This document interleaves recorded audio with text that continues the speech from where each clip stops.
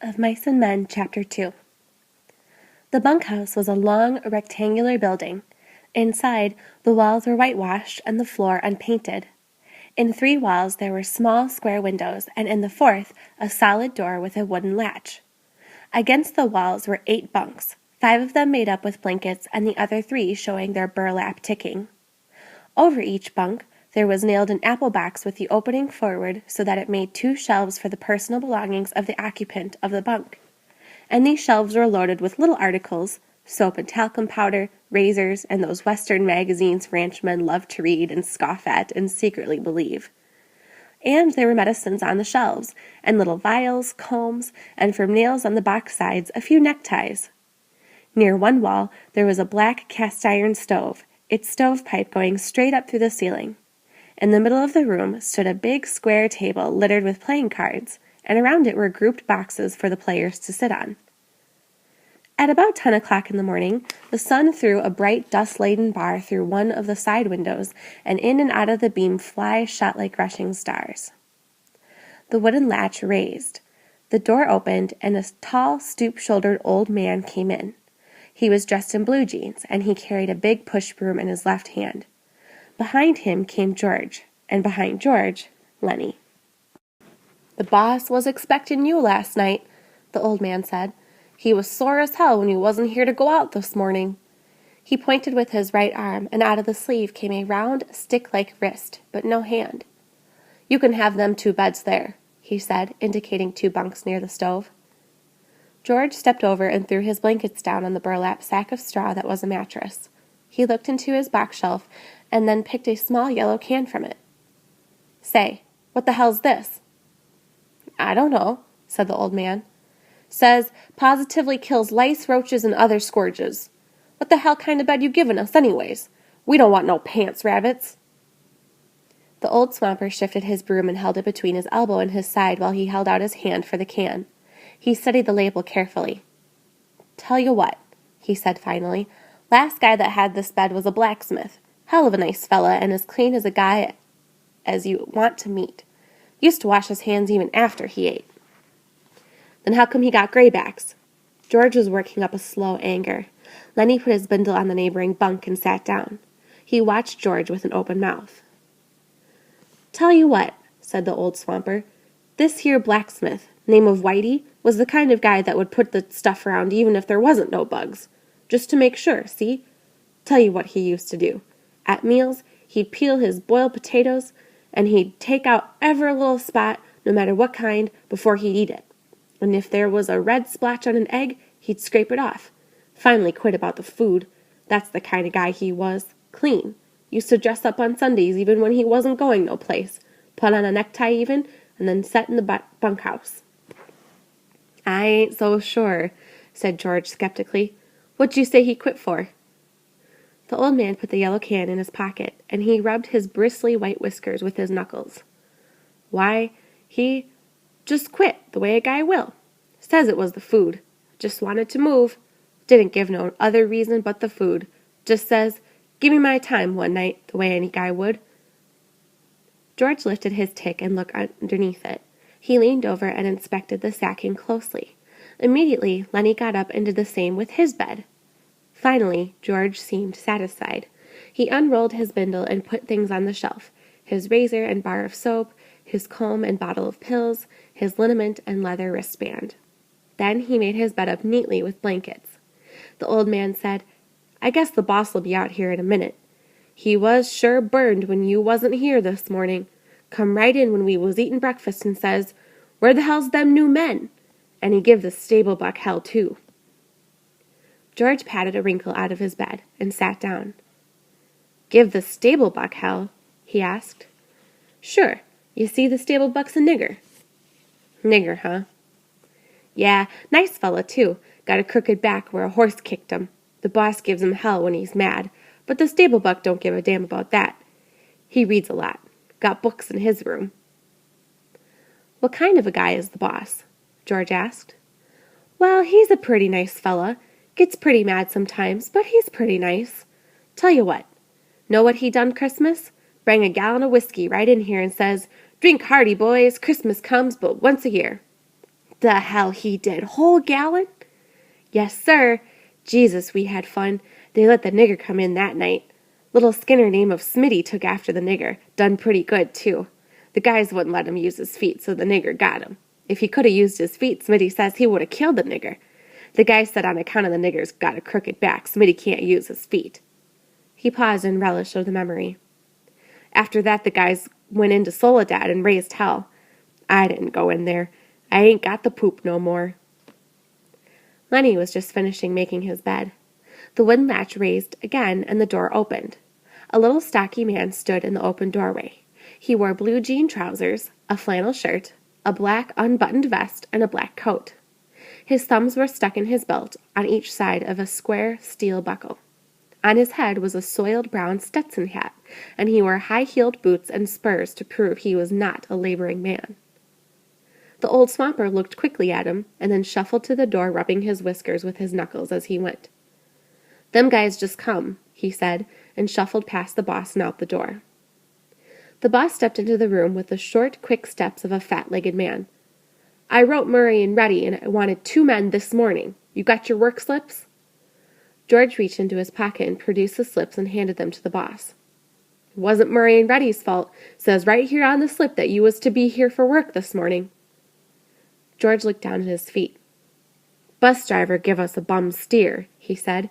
"We had to walk 10 miles. Says we was here when we wasn't. We couldn't get no rides in the morning." The boss squinted his eyes. "Well, I had to send out the grain team short 2 buckers. Won't do any good to go out now till after dinner." He pulled his time book out of his pocket and opened it where a pencil was stuck between the leaves. George scowled meaningfully at Lenny, and Lenny nodded to show that he understood. The boss licked his pencil. "What's your name?" "George Milton." "And what's yours?" George said, "His name's Lenny Small." The names were entered in the book. "Let's see, this is the 20th, noon the 20th. He closed the book. "Where you boys been working?" "Up around Weed," said George. "You too?" to Lenny. "Yeah, him too," said George. The boss pointed a playful finger at Lenny. "He ain't much of a talker, is he?" "No, he ain't, but he's sure a hell of a good worker. Strong as a bull." Lenny smiled to himself. "Strong as a bull," he repeated. George scowled at him, and Lenny dropped his head in shame at having forgotten. The boss said suddenly, "Listen, Small." Lenny raised his head. "What can you do?"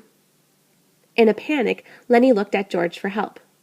"He can do anything you tell him," said George. "He's a good skinner. He can wrestle grain bags, drive a cultivator. He can do anything. Just give him a try." The boss turned on George. "Then why don't you let him answer? What are you trying to put over?" George broke in loudly. "Oh, I ain't saying he's bright. He ain't. But I say he's a goddamn good worker. He can put up a 400-pound bale." The boss deliberately put the little book in his pocket. He hooked his thumbs in his belt and squinted, one eye nearly closed. "Say, what you sellin'?" "Huh?"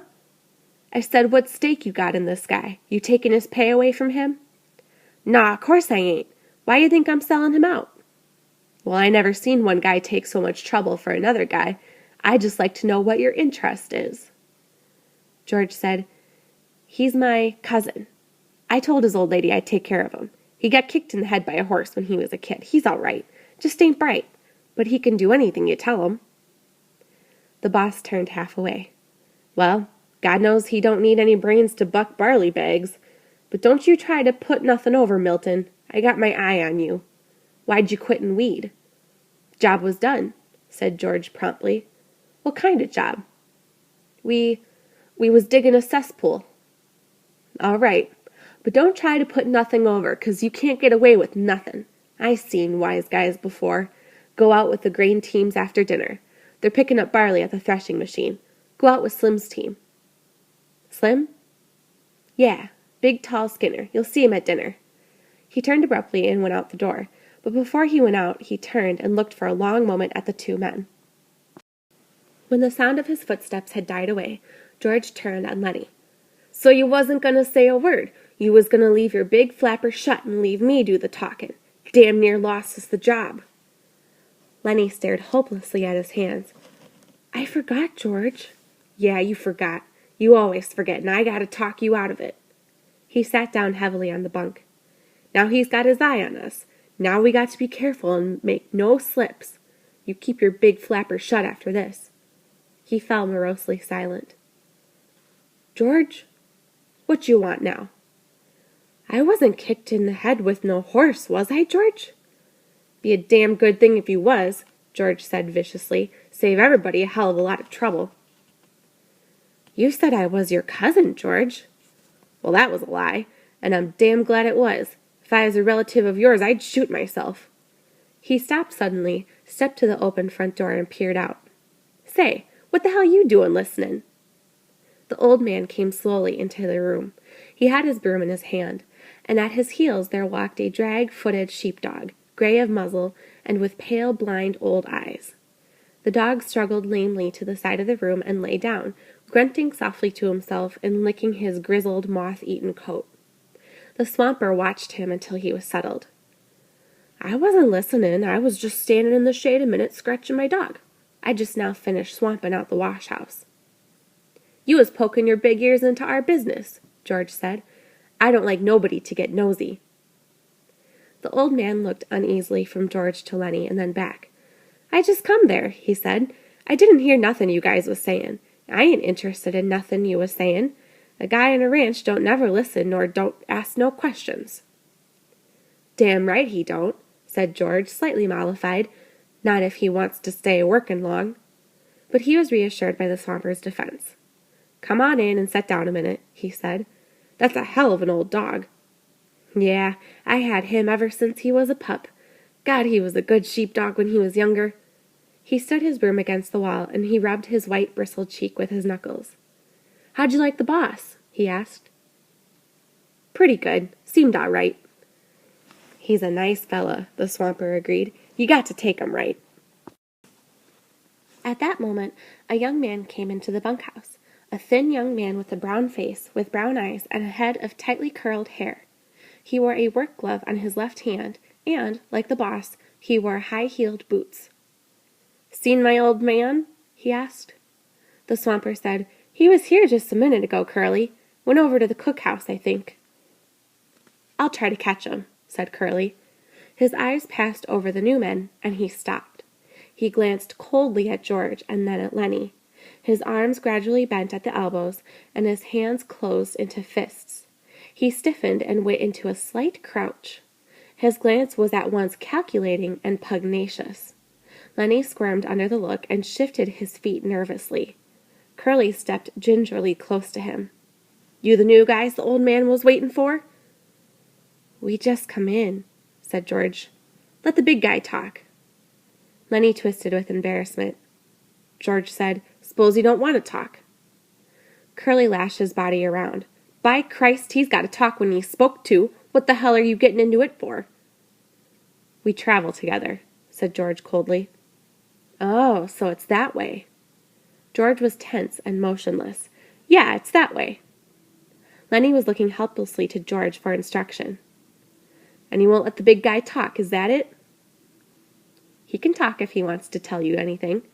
He nodded slightly to Lenny. "We just come in," said Lenny softly.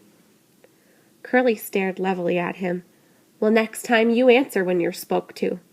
He turned around the door and walked out, and his elbows were still bent out a little. George watched him out, and then he turned back to the swamper. "Say, what the hell's he got on his shoulder? Lenny didn't do nothing to him." The old man looked cautiously to the door to make sure no one was listening. "That's the boss's son," he said quietly. "Curly's pretty handy. He done quite a bit in the ring. He's a lightweight, and he's handy." "Well, let him be handy," said George. "He don't have to take after Lenny. Lenny didn't do nothing to him. What's he got against Lenny?" The swamper considered. "Well, tell you what. Curly's like a lot of little guys. He hates big guys. He's all the time picking scraps with big guys. Kind of like he's mad at him because he ain't a big guy.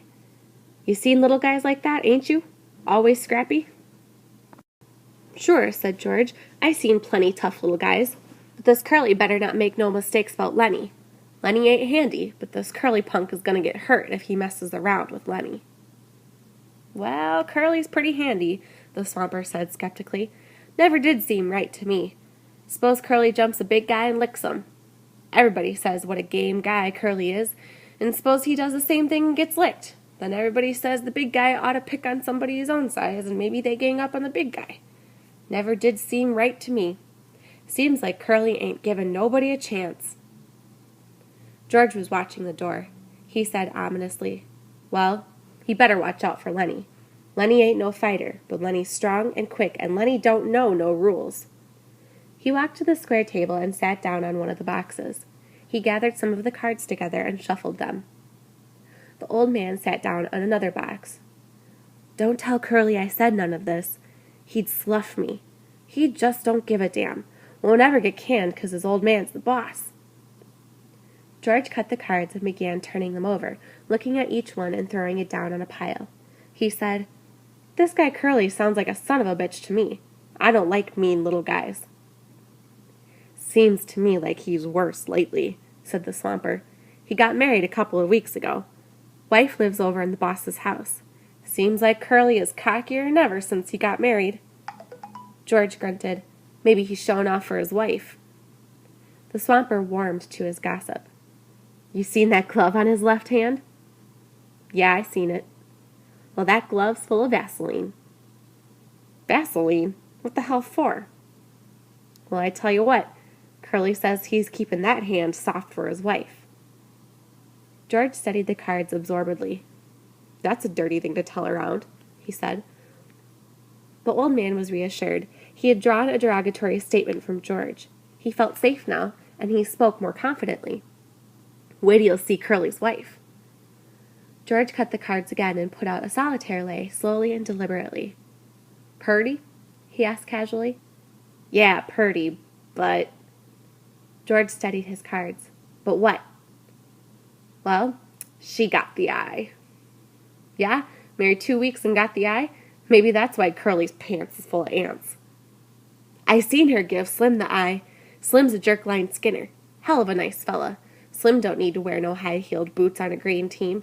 I seen her give Slim the eye. Curly never seen it. And I seen her give Carlson the eye." George pretended a lack of interest. "Looks like we was gonna have fun." The swamper stood up from his box. "Know what I think?" George did not answer. "Well, I think Curly's married a tart." "He ain't the first," said George. "There's plenty done that." The old man moved toward the door, and his ancient dog lifted his head and peered about, and then got painfully to his feet to follow. "I gotta be setting out the wash basins for the guys. The teams'll be in before long. You guys gonna buck barley?" "Yeah." "You won't tell Curly nothing I said?" "Hell no." "Well, you look her over, mister. You see if she ain't a tart." He stepped out the door into the brilliant sunshine. George laid down his cards thoughtfully, turned his piles of 3. He built 4 clubs on his ace pile. The sun square was on the floor now, and the flies whipped through it like sparks. A sound of jingling harness and the croak of heavy-laden axles sounded from outside. From the distance came a clear call. "Stable Buck! Oh, Stable Buck!" And then, "Where the hell is that goddamn nigger?" George stared at his solitaire lay, and then he flounced the cards together and turned around to Lenny. Lenny was lying down on the bunk watching him. "Look, Lenny, this here ain't no setup. I'm scared. You gonna have trouble with that Curly guy. I seen that kind before. He was kind of feeling you out. He figures he's got you scared and he's gonna take a sack at you the first chance he gets." Lenny's eyes were frightened. "I don't want no trouble," he said plaintively. "Don't let him sock me, George." George got up and went over to Lenny's bunk and sat down on it. "I hate that kind of bastard," he said. "I seen plenty of 'em. Like the old guy says, Curly don't take no chances. He always wins." He thought for a moment. "If he tangles with you, Lenny, we're going to get the can. Don't make no mistake about that. He's the boss's son. Look, Lenny, you try to keep away from him, will you? Don't never speak to him. If he comes in here, you move clear to the other side of the room. Will you do that, Lenny?" "I don't want no trouble," Lenny mourned. "I never done nothing to him." "Well, that won't do you no good if Curly wants to plug himself up for a fighter. Just don't have nothing to do with him, will you remember?" Sure, George. I ain't gonna say a word. The sound of the approaching grain teams was louder, thud of big hooves on hard ground, drag of brakes, and the jingle of traced chains. Men were calling back and forth from the teams. George, sitting on the bunk beside Lenny, frowned as he thought. Lenny asked timidly, "You ain't mad, George?" "I ain't mad at you. I'm mad at this here Curly bastard. I hoped we was going to get a little stake together. Maybe $100. His tone grew decisive. "You keep away from Curly, Lenny." "Sure I will, George. I won't say a word." "Don't let him pull you in, but if the son of a bitch socks you, let him have it." "Let him have what, George?" Never mind. I'll tell you when. I hate that kind of a guy. Look, Lenny, if you get in any kind of trouble, you remember what I told you to do?" Lenny raised up on his elbow, his face contorted with thought. Then his eyes moved sadly to George's face. "If I get in any trouble, you ain't gonna let me tend the rabbits." "That's not what I meant. You remember where we slept last night, down by the river?" "Yeah, I remember. Oh, sure I remember. I go there and hide in the brush." "Hide till I come for you. Don't let nobody see you. Hide in the brush by the river. Say that over." "Hide in the brush by the river, down in the brush by the river." "If you get in trouble." "If I get in trouble." A brake screeched outside. A call came. "Stable, Buck! Oh, stable, Buck!" George said, "Say it to yourself, Lenny, so you won't forget it." Both men glanced up, for the rectangle of sunshine in the doorway was cut off. A girl was standing there looking in. She had full, rouged lips and wide-spaced eyes, heavily made up. Her fingernails were red. Her hair hung in little rolled clusters, like sausages. She wore a cotton house dress and red mules, on the insteps of which were little bouquets of red ostrich feathers. "I'm looking for Curly," she said. Her voice had a nasal, brittle quality. George looked away from her and then back. "He was in here a minute ago, but he went." "Oh." She put her hands behind her back and leaned against the door frame so that her body was thrown forward. "You're the new fellows that just come in, ain't ya?" "Yeah." Lenny's eyes moved down over her body, and though she did not seem to be looking at Lenny, she bridled a little. She looked at her fingernails. "Sometimes Curly's in here," she explained. George said briskly, "Well, he ain't now." "If he ain't, I guess I better look someplace else," she said playfully. Lenny watched her, fascinated. George said, "If I see him, I'll pass the word you was looking for him." She smiled archly and twitched her body. "Nobody can blame a person for lookin'," she said. There were footsteps behind her going by. She turned her head. "Hi, Slim," she said. Slim's voice came through the door. "Hi, good-looking." "I'm trying to find Curly, Slim." "Well, you ain't trying very hard. I seen him going in your house." She was suddenly apprehensive. "Bye, boys," she called into the bunkhouse, and she hurried away. George looked around at Lenny. "Jesus, what a tramp," he said. "So that's what Curly picks for a wife." "She's purty," said Lenny defensively. "Yeah, and she's sure hiding it. Curly got his work ahead of him, but she'd clear out for $20. Lenny still stared at the doorway where she had been. "Gosh, she was purty." He smiled admiringly. George looked quickly down at him, and then he took him by an ear and shook him.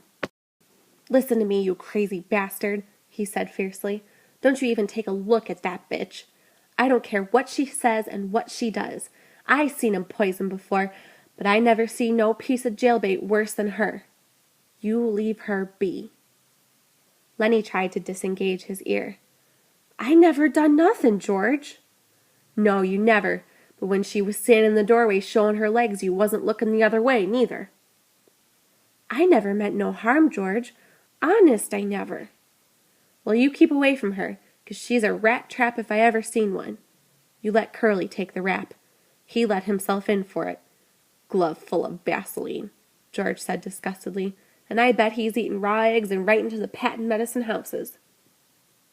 Lenny cried suddenly, "I don't like this place, George. This ain't no good place. I want to get out of here." We gotta keep it till we get a steak. Can't help it, Lenny. We'll get out just as soon as we can. I don't like it no better than you do." He went back to the table and set out a new solitaire hand. "No, I don't like it," he said. "For 2 bits, I'd shove out of here. If we can get just a few dollars in the poke, we'll shove off and go up the American River and pan gold. We can make maybe a couple of dollars a day there, and we might hit a pocket." Lenny leaned eagerly toward him. "Let's go, George. Let's get out of here. It's mean here." "We gotta stay," George said shortly. "Shut up now. The guys will be coming in." From the washroom nearby came the sound of running water and rattling basins. George studied the cards. "Maybe we ought to wash up," he said, "but we ain't done nothing to get dirty." A tall man stood in the doorway. He held a crushed Stetson hat under his arm while he combed his long, black, damp hair straight back. Like the others, he wore blue jeans and a short denim jacket. When he had finished combing his hair, he moved into the room, and he moved with the majesty only achieved by royalty and master craftsmen. He was a jerk-line skinner, the prince of the ranch, capable of driving 10, 16, even 20 mules with a single line to the leaders. He was capable of killing a fly on the wheeler's butt with a bullwhip without touching the mule. There was a gravity in his manner and a quiet so profound that all talk stopped when he spoke. His authority was so great that his word was taken on any subject, be it politics or love. This was Slim, the jerk-line skinner. His hatchet face was ageless. He might have been 35 or 50. His ear heard more than was said to him, and his slow speech had overtones not of thought but of understanding beyond thought. His hands, large and lean, were as delicate in their action as those of a temple dancer. He smoothed out his crushed hat, creased it in the middle, and put it on. He looked kindly at the two in the bunkhouse. "It's brighter'n a bitch outside," he said kindly. "Can't hardly see nothin' in here. You the new guys?" "Just come," said George. "Gonna buck barley?" "That's what the boss says." Slim sat down on a box across the table from George. He studied the solitaire hand that was upside down to him. "Hope you get on my team," he said. His voice was very gentle. "I got a pair of punks on my team that don't know a barley bag from a blue ball. You guys ever bucked any barley?" "Hell yes," said George. "I ain't nothing to scream about, but that big bastard there can put up more grain alone than most pairs can." Lenny, who had been following the conversation back and forth with his eyes, smiled complacently at the compliment. Slim looked approvingly at George for having given the compliment. He leaned over the table and snapped the corner of a loose card. "You guys travel around together?" His voice was friendly. It invited confidence without demanding it. "Sure," said George. "We kind of look after each other." He indicated Lenny with his thumb. "He ain't bright. Hell of a good worker, though. Hell of a nice fellow, but he ain't bright. I've knew him for a long time." Slim looked through George and beyond him. "Ain't many guys travel around together," he mused. "I don't know why. Maybe everybody in the whole damn world is scared of each other." "It's a lot nicer to go around with a guy you know," said George. A powerful, big-stomached man came into the bunkhouse. His head still dripped water from the scrubbing and dousing. "Hi, Slim," he said, and then stopped and stared at George and Lenny. "These guys just come," said Slim by way of introduction. "Glad to meet ya," the big man said. "My name's Carlson." "I'm George Milton. This here's Lenny Small." "Glad to meet ya," Carlson said again. "He ain't very small." He chuckled softly at his joke. "Ain't small at all," he repeated. "Meant to ask you, Slim. How's your bitch? I seen she wasn't under your wagon this morning." "She slang her pups last night," said Slim. 9 of 'em. I drowned 4 of 'em right off. She couldn't feed that many." "Got 5 left, huh?" "Yeah, 5. I kept the biggest." "What kind of dogs do you think they're going to be?" "I don't know," said Slim. "Some kind of shepherds, I guess. That's the most kind I seen around here when she was in heat." Carlson went on. "Got 5 pups, huh? Gonna keep all of them?" "I don't know. Have to keep 'em a while so they can drink Lulu's milk." Carlson said thoughtfully, "Well, look-a-here, Slim. I been thinkin'. That dog of Candy's is so goddamn old he can't hardly walk. Stinks like hell, too. Every time he comes into the bunkhouse I can smell him for 2-3 days. Why don't you get Candy to shoot his old dog and give him one of the pups to raise up? I can smell that dog a mile away. Got no teeth, damn near blind, can't eat. Candy feeds him milk. Can't chew nothing else." George had been staring intently at Slim. Suddenly, a triangle began to ring outside, slowly at first, and then faster and faster until the beat of it disappeared into one ringing sound. It stopped as suddenly as it started. "There she goes," said Carlson. Outside, there was a burst of voices as a group of men went by. Slim stood up slowly and with dignity. "You guys better come on while there's still something to eat. Won't be nothing left in a couple of minutes." Carlson stepped back to let Slim precede him, and the two of them went out the door. Lenny was watching George excitedly. George rumpled his cards into a messy pile. "Yeah," George said. "I heard him, Lenny. I'll ask him." "A brown and white one," Lenny cried excitedly. "Come on, let's get dinner. I don't know whether he got a brown and white one." Lenny didn't move from his buck. "You ask him right away, George, so he won't kill no more of 'em." "Sure, come on now, get up on your feet." Lenny rolled off his bunk and stood up, and the two of them started for the door. Just as they reached it, Curly bounced in. "You seen a girl around here?" he demanded angrily. George said coldly, "'Bout half an hour, maybe." "Well, what the hell was she doing?" George stood still, watching the angry little man. He said insultingly, "She said she was looking for you." Curly seemed really to see George for the first time. His eyes flashed over George, took in his height, measured his reach, looked at his trim middle. "Well, which way'd she go?" he demanded at last. "I don't know," said George. "I didn't watch her go." Curly scowled at him, and turning, hurried out the door. George said, "You know, Lenny, I'm scared I'm going to tangle with that bastard myself. I hate his guts, Jesus Christ. Come on, there won't be a damn thing left to eat." They went out the door. The sunshine lay in a thin line under the window. From a distance there could be heard a rattle of dishes. After a moment, the ancient dog walked lamely in through the open door. He gazed about with mild, half-blind eyes. He sniffed and then lay down and put his head between his paws. Curly popped into the doorway again and stood looking into the room. The dog raised his head, but when Curly jerked out, the grizzled head sank to the floor again.